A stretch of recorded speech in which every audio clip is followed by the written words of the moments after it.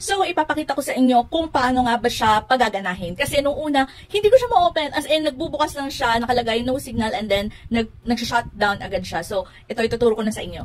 So, example, ito yung laptop nyo, and ito yung pinaka-Arzopa natin. So, ang gagamitin natin first is itong HDMI and mini HDMI. So, isasaksak natin siya dito sa ating laptop. Okay. Ayan. And then, i-connect natin itong mini HDMI dito sa gilid niya. So, ito yon HDMI. So, let's go. Kabit natin. Ayan. So, once connected na yung ating extender monitor dito sa ating laptop. So, at first, akala ko dapat gagana na siya agad-agad. So, tinawagan ko yung kuya ko na expert sa mga ganyan. Tapos yun, nabanggit niya sa akin na kailangan ko, syempre, ng power supply. And, saan ba natin makukuha yung power supply? Of course, sa saksakan. Ayun, so, ang ginawa ko kasi meron akong extension.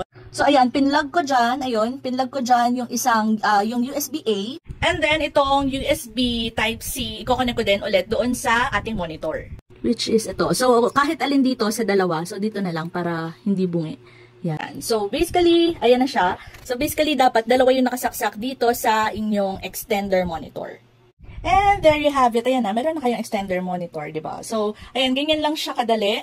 And ito pala.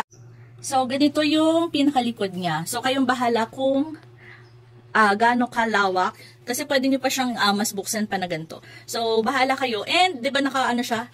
Diba, ayan, naka-horizontal siya. So, pwede din natin siyang i-vertical. Pero hindi ko pa naayos yung pinakaganto. Pero yan, pwede din siya nakaganyan. So, goods na goods. Pwede din siya sa cellphone.